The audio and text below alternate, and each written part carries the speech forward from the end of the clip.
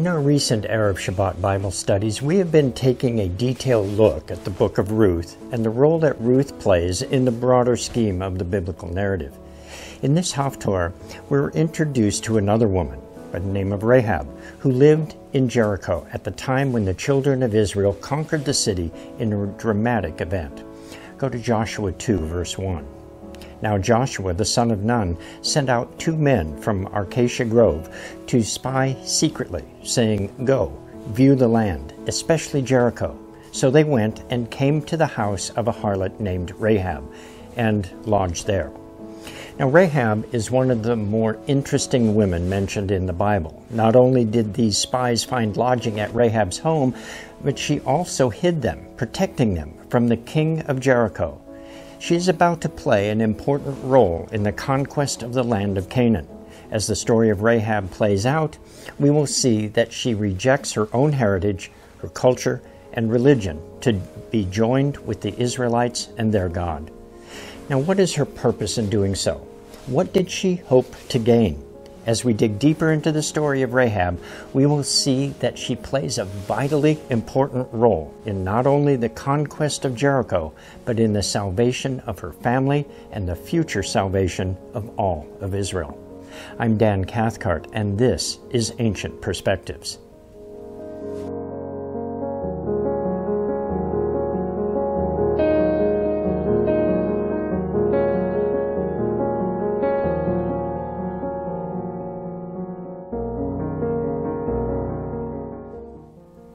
In reading the Torah portion Shelach, Numbers 13:1 through 15:41, we read about the 12 spies sent by Moses into the Promised Land to bring back important information of what they were to expect when they entered this land.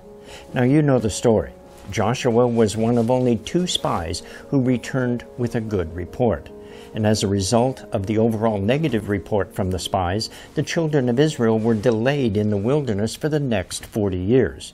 When the children of Israel were once again positioned to enter the Promised Land, Joshua seemed to have no issue with the idea and methodology of sending in spies to gain necessary reconnaissance of Jericho. Although the purpose of the spies was similar, the results were vastly different. While the story in the Haftarah is again about sending spies, the main character, however, is Rahab. One of Rahab's main characteristics is that we can gain from this passage is that she was a woman of courage. She hid the Israelite spies from the king's men. Go to Joshua 2, 2 through 5. And it was told the king of Jericho, saying, "Behold, men have come here tonight from the children of Israel to search out the country." So the king of Jericho sent to Rahab, saying, "Bring out the men who have come to you, who have entered your house, for they have come to search out all the country." Then the woman took the 2 men and hid them. So she said, "Yes, the men came to me, but I did not know where they were from. And it happened as the gate was being shut, when it was dark, that the men went out. And where the men went, I do not know. Pursue them quickly, for you may overtake them." Now there is some question among scholars that Rahab may not have actually been a prostitute or harlot. The historian Josephus refers to her as an innkeeper, and the Hebrew word translated as harlot is zanah. Number 2181 in the Strong's Concordance, meaning to commit adultery, to commit idolatry or fornication. But there is some question that the word zanah may have as its root zon, which refers to food. In support of Josephus's rendering of the word zanah as innkeeper, the Targum Jonathan, the Second Temple era Aramaic paraphrase of the Hebrew Scriptures, also translates the word zanah as innkeeper. If Rahab were indeed an innkeeper, it would better fit the context of the biblical narrative. Whichever kind of house it was that Rahab operated, it was a good place for the Israelite spies to lodge and gather information. As we just read in verses 2 through 5, word quickly got to the king that these men were there. There was cause for concern by the king because the reputation of the Israelites as fearsome warriors was widespread. Rahab took great care in hiding these spies from the king and assisting in their escape. Joshua 2, verses 6 through 9. but she had brought them up to the roof and hid them with the stalks of flax which she had laid out in order for the roof. Then the men pursued them by the road to the Jordan, to the fords, and as soon as those who pursued them had gone out, they shut the gate. Now before they lay down, she came up to them on the roof, and she said to the men, I know that the Lord has given you the land, that the terror of you has fallen on us, and that all the inhabitants of the land are faint-hearted because of you. Helping the two showed a great deal of courage on the part of Rahab. Had she revealed that the spies were indeed in her establishment, they would certainly have been killed by the king and or his men. And by hiding them, she put herself in the position of facing a death penalty for her traitorous actions. There's a specific reference to this in the ancient legal code of Hammurabi. Now, if outlaws have congregated in the establishment of a woman wine cellar, and she has not arrested those outlaws and did not take them to the palace, the wine cellar shall be put to death. Rahab made a conscious choice to aid the Israelite spies and put her own life and resources on the line. But why would she do that for these total strangers? By making this choice, she had to lie to the king's men, not once, but 3 times. First, she lied about knowing the origin of the Israelite spies, as we found in verse 4. And second, she lied about their whereabouts. She had hid them away in verse 5. And third, she lied about her knowledge of the closure of the city gates in verses 5 through 7. Now, is it moral to tell these types of lies to protect another life, putting one's own life at risk? In the Torah, we are told not to bear false witness. But at the same time, we have previously studied about the threshold covenant. And under such a covenant, one is obligated to protect the life of a guest even at the sacrifice of one's own life or the life of other members of the household. Now, we have an example in recent history where people have lied in order to protect innocent lives. In Europe during World War II, many Gentiles lied to Nazi officials in order to protect the lives of innocent Jews. Now, are these actions, lying to the authorities in this context, the moral and ethical thing to do? Now, many people who hid or protected the Jews during the reign of the Nazi Germany were later honored by the state of Israel and declared righteous Gentiles. The actions of Rahab should be viewed in the same light. Now, what would prompt Rahab to take these actions? The reputation of the Israelites certainly preceded them. Rahab spoke to the Israelite spies about the inhabitants of Jericho and what they knew about them. Joshua 2, 10 through 11. For we have heard how the Lord dried up the waters of the Red Sea for you when you came out of Egypt, and what you did to the 2 kings of the Amorites, who were on the other side of the Jordan, Sihon and Og, whom you utterly destroyed. And as soon as we heard these things, our hearts melted. Neither did there remain any more courage in anyone because of you. For the Lord your God, He is God in heaven above and on earth beneath. Rahab had demonstrated that she had aligned herself with the Israelites and their God. She had, along with the other residents of Jericho, heard about the Exodus and about the God of Israel. Unlike the gods of the other nations, she knew that the God of Israel cared about and loved the people of Israel. He had performed mighty miracles for them, and now she understood that this God was the only God in heaven and on earth. The Hebrew word used in verse 10, translated as utterly destroyed, is haram, Numbers 27:63, meaning to seclude, to devote to religious use, to consecrate. When the Israelites were victorious in battle, they didn't just plunder a village and kill all the people, desecrating them in the process. Their victories were marked by devoting all the wealth gained to God. This was not normal, or a normal way of doing business in the ancient world.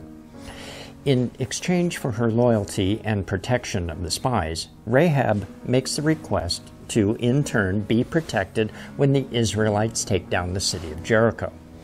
Joshua 2, 12 through 14. Now therefore, I beg you, swear to me by the Lord, since I have shown you kindness, that you also will show kindness to my father's house, and give me a true token. And spare my father, and my mother, my brothers, my sisters, and all that they have, and deliver our lives from death. So the men answered her, Our lives for yours, if none of you tell this business of ours. And it shall be, when the Lord has given us the land, that we will deal kindly and truly with you.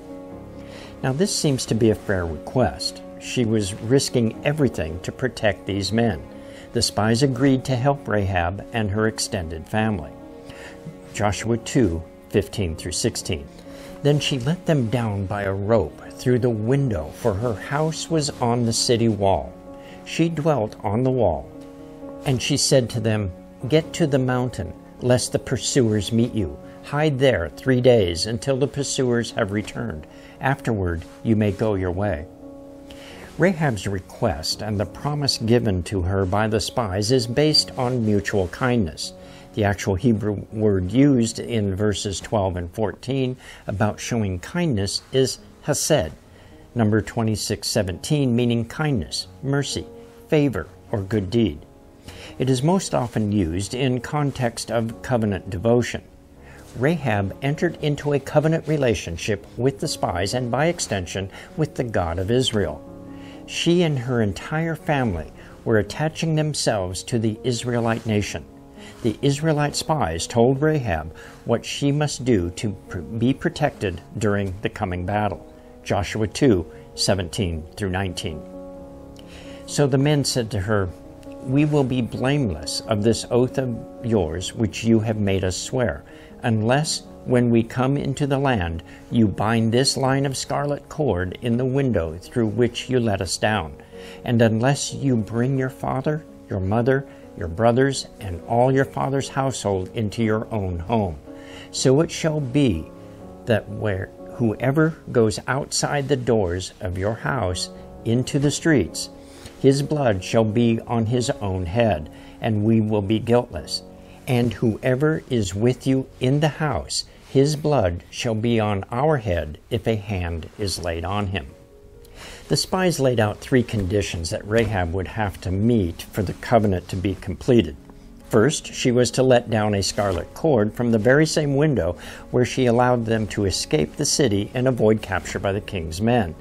Now, this scarlet cord is reminiscent of the threshold covenant, where blood is placed on the doorpost and lintels of one's home. The returning Israelites would see the scarlet cord hanging from the window and pass by Rahab's home during the siege. Second, Rahab was to bring her entire extended family into her house, and they were to stay put during the battle. Anyone who left would be subject to being killed in the battle. And the last condition placed on Rahab by the spies was that their agreement was to remain secret. Rahab had put up a good story when the king's men came looking for them. Now secrecy was even more important for her safety and that of her family. Rahab had demonstrated a great deal of courage in protecting these men and in the rejection of her allegiance to her community, her government, and her God. She risked being discovered, which would result in her own death and perhaps the death of the rest of her family as well. These things were not easy choices. Could we make that same choice in our lives? The last few verses of chapter 2 put the finishing touches on the covenant that Rahab entered into with the Israelite spies. Joshua 2:20-24. And if you tell this business of ours, then we will be free from your oath which you made us swear. Then she said, According to your words, so be it. And she sent them away, and they departed. And she bound the scarlet cord in the window. They departed and went into the mountains, and stayed there 3 days until the pursuers returned. The pursuers sought them all along the way, but did not find them. So the 2 men returned, descended from the mountains, and crossed over, and they came to Joshua the son of Nun, and told him all that had befallen them. And they said to Joshua, Truly, the Lord has delivered all the land into our hands, for indeed all the inhabitants of the country are faint-hearted because of us. Now, what is the result of the bravery of Rahab? First, the spies were able to escape with the needed information and report back to Joshua. And second, because Rahab's faithfulness, the lives of her entire family were spared. Third, the entire camp of Israel was greatly encouraged by the good report returned by the spies, and this was far different than the report of the spies sent by Moses into the land some 40 years earlier. Now, fourth, Rahab became a living example of faith and is mentioned several times in the New Testament writings. Look at Hebrews 11, verse 31. By faith, the harlot Rahab did not perish with those who did not believe, when she had received the spies with peace. Next, Rahab is mentioned in the book of James, James 2, verse 25. Likewise, was not Rahab the harlot also justified by works when she received the messengers and sent them out another way? The Hebrews passage shows Rahab as a person who trusted God. In the James passage, she is known as someone with the right kind of faith, faith in action. Faith is an action word. True faith is manifest in works. The works don't provide the salvation, but works are the result of faith in action.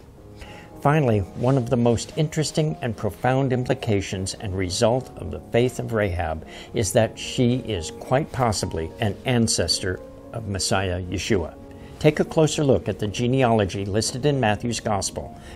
Abraham begot Isaac. Isaac begot Jacob, and Jacob begot Judah and his brothers. Judah begot Perez and Zerah by Tamar. Perez begot Hezron, and Hezron begot Ram. Ram begot Amminadab. Amminadab begot Nahshon, and Nahshon begot Salmon. Salmon begot Boaz by Rahab. Boaz begot Obed by Ruth. Obed begot Jesse, and Jesse begot David, the king. Wow! Because of her profound faithfulness, did God grant Rahab a special place in the lineage of Messiah? Now, we don't know for certain that the Rahab listed in Matthew's Gospel genealogy is the same Rahab of Joshua chapter 2. Jewish tradition says that Rahab later married Joshua. However, many evangelical scholars agree that the Rahab of Joshua chapter 2 is, in fact, the same Rahab of Matthew chapter 1 because the time period in the genealogy would be correct. We also see in Matthew's genealogy two women specifically mentioned in back-to-back generations, both Gentiles, both from a cursed people, yet both professing great faith in the God of Abraham, Isaac, and Jacob. Rahab, who was a Canaanite, was among the people whom God ordered to be destroyed. Deuteronomy 20, verse 17. But you shall utterly destroy them, the Hittite, and the Amorite, and the Canaanite, and the Perizzite, and the Hivite, and the Jebusite, just as the Lord your God has commanded you. The second is Ruth, a Moabite. Deuteronomy 23, verse 3. An Ammonite or Moabite shall not enter the assembly of the Lord, even to the 10th generation. None of his descendants shall enter the assembly of the Lord forever. Now, it is interesting that because of their faithfulness, these two women are granted special status and are prime examples of how a generational curse can be broken. God spoke to Abraham, telling him that through him all nations would be blessed. Finally, in the story of Rahab, we see no partiality on the part of God. He cares for all the peoples of the earth. God is more than willing to bring salvation to all, male or female, free or slave, Jew or Gentile. And like Rahab, we may someday be called upon to make the hard choice between remaining in our comfortable home, community, and country, or turning our faith into action and standing up for God and His chosen people. Could we make the choice, as many did during the firestorm that was Nazi Germany, and protect the innocent lives at risk of our own? Now, Rahab witnessed the total destruction of the entire world in which she lived, yet she chose to be connected and counted among God's people. Now, I would only hope that I can do the same if the choice were before me. I'm Dan Cathcart from Moed Ministries International. Shalom and be blessed.